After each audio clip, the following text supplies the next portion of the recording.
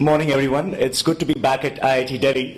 This has become almost a second home for us. This is the third event that we are doing in less than 18 months. We had our first annual forum in January of 2012 when we launched the organization. And now earlier this year in January, we had a second annual forum and there's a third event. So good to be here. A big thank you to Professor Shavgankar, who will be joining us later this afternoon. He's the director of IIT Delhi and the entire IIT Delhi team for extending their hospitality to us and to Action for India for the work that we do. I like to begin by talking a little bit about the theme of this conference. We are talking about building innovation ecosystems for mega impact. When you talk of building, you're talking about something that you do with careful thought and effort, and during the course of the day and long after this event is over. That's what we intend to do in terms of trying to think through how we build these partnerships, how we build these ecosystems for enabling this mega impact to happen. India, it's a cliche, land of 1.2 billion people, so we can't be satisfied with solutions that affect a few thousands of people or even a few tens of thousands. We need solutions that impact millions and tens of millions of people. And here is a starting point. Here is one small step in that direction to think in terms of how these mega solutions can be brought to bear to the solutions on hand. When you talk of collaboration among government, business, and non-profits, it's essential that these three different categories of people get together to chart out some of the solutions for these problems. And our colleagues in the government recognize this need for collaboration as much as people in the social innovation world and the technology world. So we have here, along with Action for India, two important organizations who believe in this mission, believe in this cause, and have partnered with us to co-host this event. We have Mr. Chakrapani Dittakavi of the Center for Innovations in Public Systems, CIPS. And we also have Mr. Rajiv Arora of the National E-Governance Division and the Department of Electronics and IT. These are the two organizations that have worked with Action for India to make this event possible and to think in terms of what kind of programming can we have even beyond this event. I would also like to acknowledge the support that we've received from the government of Andhra Pradesh, specifically the Minister for IT and Communications there, Mr. Ponnala Lakshmaya. He, unfortunately, is not going to be able to join the event, but is represented by his IAS officer, the secretary there, Sanjay Jaju, who will be speaking to us later this morning. I also want to take this opportunity to highlight two individuals without whom this conference wouldn't have happened. One is Ms. Manisha Verma, a director at the National Advisory Council. She actually works as a joint secretary there. And Mr. Kanta Rao, who recently stepped down as the CEO of the National E-Governance Division. So these two IAS officers were a resource for me, inspiration for me to get together the senior government decision makers from around the country to this event and help think through in terms of what are the issues that the social innovators and the technology executives need to be aware of in terms of how they make this outreach to these decision makers and how they build frameworks for effective collaboration. So Manisha ji, thank you, and Kanta Rao, if you're here in the room, thank you to you as well. And I'd also take a moment to acknowledge the support that you've received from a few other organizations. Foremost among them is the Deshpande Foundation. Desh and Jayashree have been tremendous supporters of the work that we do at Action for India. Without their financial support and without their encouragement, in spite of trying times, the organization couldn't thrive. And so a personal thank you to Desh and Jayashree. We also want to thank Indigo Airlines, who've been a travel partner through the entire life of the organization thus far. And in an effort where we're trying to bring in these social innovators, these technologies and government decision from around the country, without their support in terms of getting these people from around the country to Delhi, this wouldn't have been possible. I also want to acknowledge the Digital Empowerment Foundation, Mr. Osama Manzar, who is the founder. He will be here later this morning.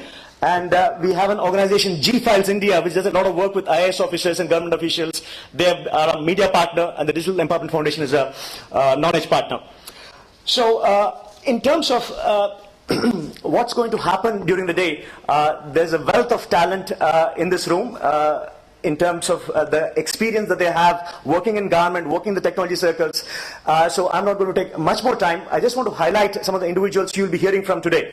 Of course, Mr. Deshpande, he's the founder of the Deshpande Foundation, is one of the most successful entrepreneurs in the history of entrepreneurship period. It's not just an entrepreneur of Indian origin, it's not an American entrepreneur. He has the unique distinction of starting 4 companies, taking them public, and each of those companies going to north of $1 billion market cap. Nobody in the history of entrepreneurship has done that. So Desh, we are honored to have you in our presence. And beyond his success as a business entrepreneur, what is even more kind of heartwarming is the work that he's been doing in Hubli in northwest Karnataka.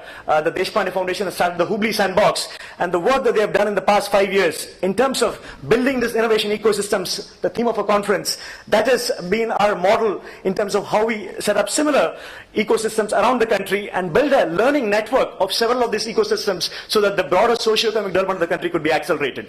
So that's Mr. Deshpande. We'll also be hearing from Mr. Arun Maira, member of the Planning Commission. Through the Planning Commission, he's been spearheading some of this work in terms of building this innovation ecosystems for mega impact. He will share with you in terms of some of the models that work, some of the models that haven't worked, and what are the essential elements of these ecosystems for them to thrive and succeed. We will be hearing from Mr. Rentala Chandrasekhar, who recently stepped down earlier this year as the Telecom Secretary, and shortly will be taking over as the incoming President at NASSCOM. And again, for a gentleman like Mr. Chandrasekhar, who has worked for almost 3 decades, more than 3 decades in the government, and is very closely involved with the information technology and communication policies of the government, there couldn't be a better person to address how technology can be leveraged for scaling social impact. And we'll be hearing later on from Mr. J. Satyanarayana, who is the current secretary in the Department of Electronics and IT. He'll be joining us later this evening. So individuals of this stature, this is truly a dream team to address the topic that we have. And I'm sure, just like me, you're also eagerly waiting to kind of hear from them. I would like to, before I close, for those of you who have not known much about Action for India, just a quick summary and how we kind of got here to this event and how will the day proceed and what we expect to be the end deliverables of this event. So Action for India was launched just about 18 months ago. January 2012. We launched it right here in this hall, and our core mission of the organization is to identify social innovators, and by that there could be founders of for-profit social enterprises or not-for-profit NGOs, but where they're addressing critical social issues in 5 sectors: education, healthcare, energy, livelihoods, agriculture. So we identify these organizations, these individuals with potential, and then work with them to provide them the resources that they need to scale up. And this could be access to funding, which is by far the most important need for these innovators, access to mentors, technology resources, government decision makers, and finally customers. So one core segment of Action for India is the social innovators who are trying to do things in these social sectors. The second aspect of our work is the work we do directly with the Deshpande Foundation. As I just mentioned to you about the Hubli Sandbox, that's primarily focused currently in the 5 districts in northwest Karnataka: Hubli, Dharwad, Belgaum, Gadag, and Haveri. So we are working, we've signed a MOU with the Deshpande Foundation to help replicate, to help evangelize and promote this concept of a regional hub of social innovation, and help identify champions who, like Mr. Deshpande, have the financial wherewithal and the social commitment to help launch these new hubs in their respective regions around the country. We've already identified, since signing the MOU earlier this year in January, 5 such hub champions. We're going to be working with the DLF Foundation in the rural parts of Gurgaon. We're working with the Modi family of Spice Telecom in Western UP. We're going to be working with Sangeeta Reddy of Apollo Hospitals in Chittoor district in Andhra Pradesh, with Srini Raju of People Capital, who is promoting a new city, Sri City, at the Tamil Nadu-Andhra Pradesh border, and finally Raju Reddy, a successful Silicon Valley entrepreneur who is going to be doing this in Nizamabad. So 5 such hubs and hub champions have been identified, and the big picture thinking is to connect all these hubs so that there is transfer of best practices. And what took incredible financial resources for the Hubli Sandbox in 5 years of time, for the next hub it will be probably lesser number of resources there, and with their support of the intellectual learnings that they've had from these 5 years of work, which they are generously willing to share with the other champions, I'm sure a lot of stuff will happen. So the second category of the core customers for Action for India is these hub champions. So that's about our work that we do. And we also, given our honorary chairman is Mr. Sam Pitroda, the advisor to the Prime Minister and the chairman of India's National Innovation Council. He unfortunately could not join us in person here. He will be joining us via video conference later this evening at 5:30 p.m. So he's a honorary champion, and a lot of our board members and advisory board members span the India-US corridor. We have a chapter in Silicon Valley. You all are aware in terms of the huge concentration of successful Indian origin entrepreneurs, executives, and investors in that region. And most of them have a deep yearning to connect with what's happening in India. So this is a platform which will enable them to mentor some of the social innovators in India and also to give them financial support, either in terms of grants or even in terms of equity investments. In fact, the core mission of the Silicon Valley chapter is converging to be enabling angel impact investments from the US to India. So we have a fully functional Silicon Valley chapter. Recently, earlier this summer, we also sowed the seeds for starting chapters in the East Coast, Boston, New York, and Washington, D.C. So this is the third aspect, the Indian diaspora, and how do you kind of connect them to the enterprising social innovators in this country. So that's about Action for India. And finally, in terms of why or how this particular event came about, this was triggered by a conversation that I and Mr. Deshpande had several months ago. And this was in terms of the role that government can play in scaling the impact of the work of the social innovators in this country. Any large organization, be it government or non-government, it has challenges in being innovative. Take the case of the Silicon Valley. Example, Cisco, which is a huge, successful technology company. It started in the late 80s, very innovative and entrepreneurial company. But with time, as with any other successful organization, it acquired size, and it's challenging for it to be similarly entrepreneurial. So what does it do? It has a mergers and acquisition unit within the organization, and it scans the startup marketplace, identifies organizations which are innovative, invests in some of them at the early stages, and once they acquire certain milestones, it assimilates them into the company, acquires them and assimilates them within the company.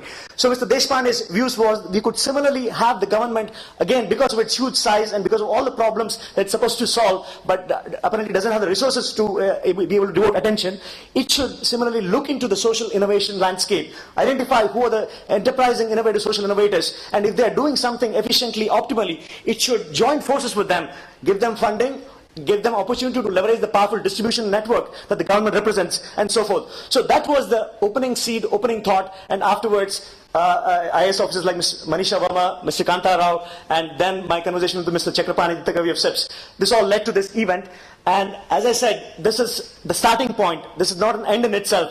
What will happen here is an opportunity for all the IAS officers, social innovators, and technology executives to start interacting with each other, and the hope is that there will be a few subgroups, working groups formed at this event, and Action for India will take the responsibility of facilitating their continued interactions long after this event is done. So that is the intent and the objectives. So without taking any further time, I would like to say a few words. Mr.